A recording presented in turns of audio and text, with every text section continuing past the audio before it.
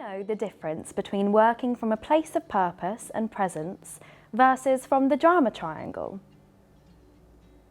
Working from a place of purpose and presence is above the line, whilst working from the drama triangle is below the line. A lot of organisations unknowingly spend most of their time working within the drama triangle. Some characteristics that are derived from the drama triangle are blaming, complaining, defensiveness, and wanting to be right. This often stems from a place of fear. The drama triangle was originally developed by Dr. Stephen Karpman in 1968, and it involves the archetype of 3 different roles. One is called a one-down role, and 2 are called one-up roles. Karpman established these 3 roles that people participate in to manipulate others for self-gain.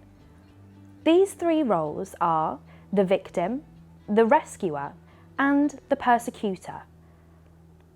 This model also helps us to understand how conflict arises between people who are often in dramatic or intense relationships or interactions. Understanding how these roles work can really help us to identify how we could be resolving potentially destructive interactions that are draining our energy. So, let's start with the victim role. The victim role is the person who feels helpless and powerless, like they can never cut a break or never get ahead in life. They often have a lot of self-pity and say things like, "Can you see what has happened to me? They did this to me. Everyone is against me. It's not my fault, and that's not fair." This person usually acts in a powerless and defensive way, as well as being unempathetic. This is because, in their view, their feelings are more important than those of others. This person refuses to accept any responsibility for their situation and often deny their role, no matter how small it may be. Whereas, a simple "my mistake" will do a lot and often goes a long way. They give little to no effort, but will suggest they have tried everything to fix their problems. They make countless excuses and will use dramatic language or body expressions to emphasise their imaginary unfortunate circumstances. They can also be ultra-sensitive to the most simple and harmless feedback and take it as a personal attack. Victims usually go back and forth on making decisions and can be confusing and ambiguous with their statements. They struggle with solving problems and find little to no joy in life or understand their self-perpetuating behaviours. The next role in the drama triangle is the persecutor role.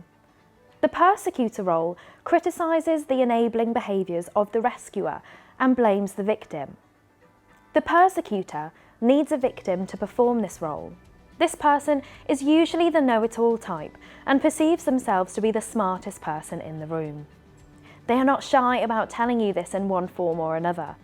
They will not hold back in telling you how much it's your fault and will blame you for not following their ways. They are the "I told you so" type, while shaking their heads in contempt. They want to keep the victim down, focus more on being right, and fear becoming a victim themselves. Characteristics they display are being controlling, rigid, and disrespectful. They can also turn nasty. They offer no real solutions to the problem, whilst they stick their chest out, posturing on their high horse. The third and final role is the rescuer. The rescuer wants to solve your problems for you, whilst mostly being inattentive to their own life. They often take up a caretaking role, even if it's unwarranted, and feel the need to help others. They do this to feel worthy or good about themselves. Rescuers use guilt and leverage to keep their victims dependent and are often codependent and enabling. By enabling, the rescuer can continue to feed their selfish need to continue to prop up their self-worth. Rescuers can overwork themselves to exhaustion and can fester with resentment. They can say things like, "After all I've done for you, this is how you treat me."